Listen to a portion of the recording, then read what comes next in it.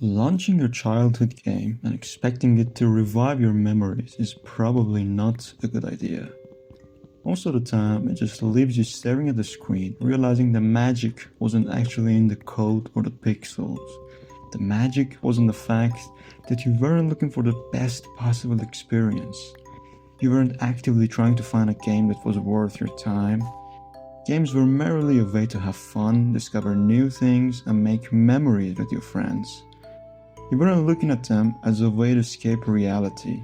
You weren't grinding to look cool or make money off of it. Think about how we play games today. After a ton of research, you buy a new title, and before you even spend a single second actually playing it, you've probably watched 3 different YouTube videos on the best starter builds, how to avoid common mistakes, things you need to know before you play, are the absolute fastest ways to level up. We treat video games like a second job. We sweat in competitive lobbies, we stress over server latency, we min-max our stats, and we constantly chase the meta. We don't really explore anymore. The feeling of finding new things on your own is long gone.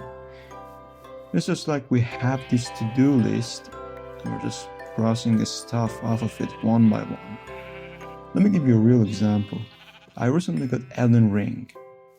I've played other Souls games and this is, probably the magnum opus of the genre in many people's eyes. So I figured why not? I told a friend of mine who happens to be a huge fan of the series that I started playing. The very first thing he said was, "Yo, there's this guy on YouTube who has a full walkthrough. Go watch it and do exactly what he does. Otherwise you'll miss a ton of items, locations, and mess up a lot of quest lines." When he told me that, I was already about 20 hours in. I said, sure, I'll take a look. I watched the tutorials for a bit and then it hit me. I realized how incredibly boring it is to copy some random guy's approach and do everything he does the way he does. Isn't this supposed to be a massive open world game where you take your time and discover things on your own? From that moment on, I decided I wouldn't spend another second watching a walkthrough. Anything I do, I'll do it on my own. Because messing up on my own is far more enjoyable than flawlessly shredding the game using the perfect blueprint I found online. The entire point is to feel that sense of discovery, to feel like you actually killed that boss, solved that puzzle, or found that location not because of some perfect instructions, but because your hunger for exploration overcame the universe of the game. That is why games felt more interesting back in the day. That Elden Ring experience really got me thinking about when exactly this shift happened. When did we stop playing games and start treating them like a second job? Back in the day, a video game was a closed ecosystem. You bought it, you booted it up, and whatever was in that world was all you had. If you got stuck, you couldn't just pull up a wiki with data mine information or watch a streamer flawlessly speedrun that section. You just had to figure it out. You'd have to explore the same area over and over again until you find the entrance to the next area or find a clue that helps with solving the puzzle. But that absolute lack of information and feeling of diving into the unknown is exactly what made those worlds feel infinite. The boundaries of the game were defined by your own imagination. You believed anything could be out there because nobody had mapped it all out for you yet. Today, the mystery is dead on arrival. The moment a major game drops, its entire code is ripped apart.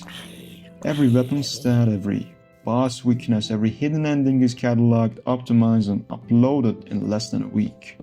And because of this, the entire industry changed its approach. Developers know we have this infinite well of information, so they give us what our minds want. They fill maps with hundreds of meaningless icons, daily challenges, and battle passes. They know our modern brains are wired to crave that tiny hit of dopamine we get from completing a task. We're no longer explorers in these digital worlds. We're basically just machines running various tasks. We have willingly traded the magic of the unknown for the comfort of efficiency. We'd rather follow a step-by-step guide to get the most overpowered gear in the first hour than spend 10 hours wandering around getting lost and actually experiencing the journey.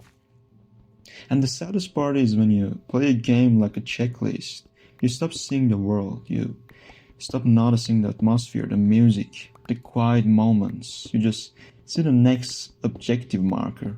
You're sprinting from point A to point B, completely blind to the space in between. You're physically holding the controller, but mentally you aren't really there. You're just doing chores. Speaking of game atmosphere and music, for me, one of the most interesting things about every game is the vibe and especially the soundtrack. I download the entire OST almost immediately after I finish a game, because I don't only intend to reach the end of the road. The music is what keeps the memory of all the fun I had alive. It reminds me how it felt to drown myself in the wonderful universe of that specific video game. A great soundtrack doesn't just play in the background, it builds an entire psychological landscape. Take something like L's theme from Death Note, for example. It's not just a standard normal loop you hear every day on the daily basis. It throws in these complex shifts, jumping between unhinged time signatures to make you feel that exact sense of calculated tension and unpredictability. That level of detail demands your attention. It forces you to actually sit there and soak it in. You can't just sprint past it. But that is exactly what we do in games now. We sprint past the details. If you really think about it, we didn't start treating games like a second job on purpose. It's just a side effect of growing up. When you're a kid, time is infinite. You can spend 6 hours hitting a literal wall in a game, making zero progress, and you don't even care because you had nothing better to do. But when you get older, time becomes your most valuable currency. You have studies, you have real-world responsibilities, so when you finally sit down for your 2 hours of free time, you feel this massive invisible pressure to make those 2 hours count, like you're part of a job and have to be perfect. You don't want to wander around aimlessly because that feels like a waste of time. So you take the shortcut. You look up the fastest route, you skip the dialogue, you don't stop to listen to the atmosphere.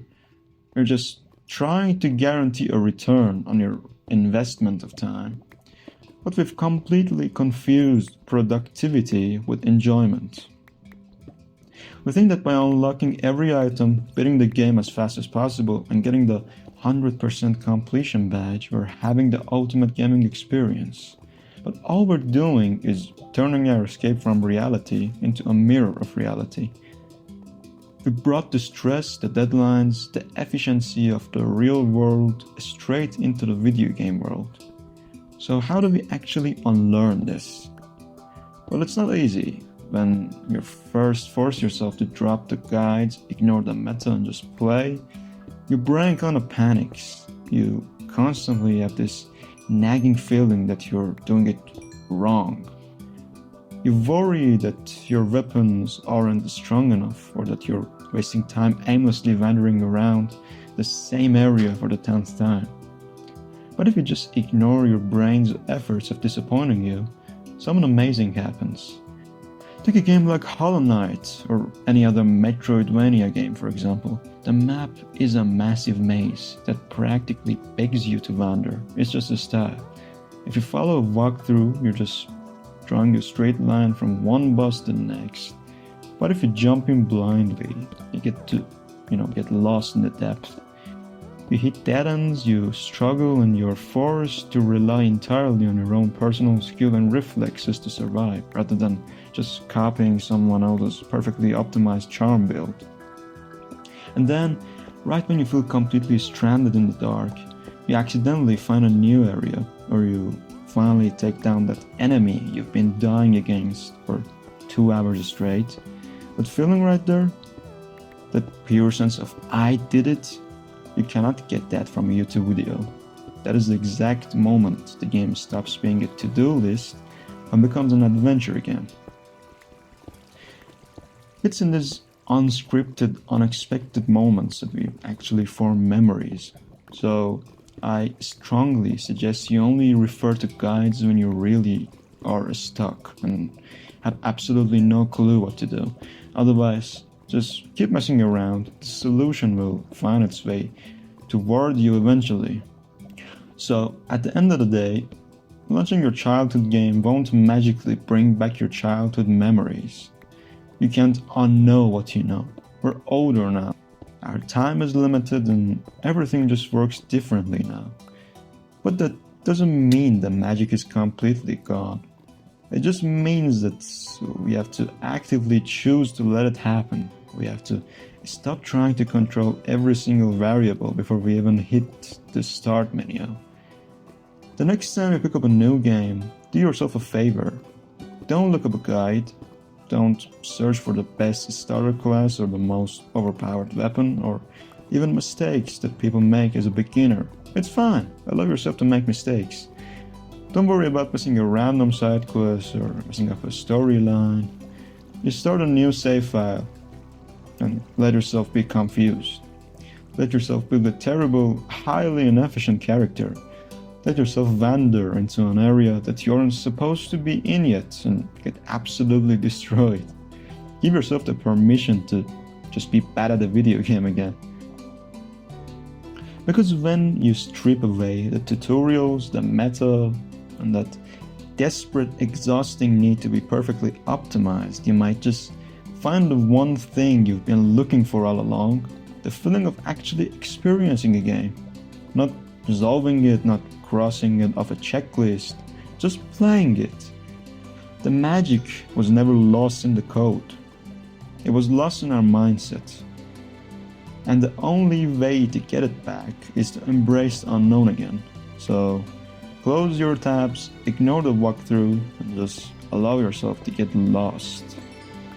You might be surprised by what you could actually find. Thanks for watching this video, everyone. I hope this was relatable.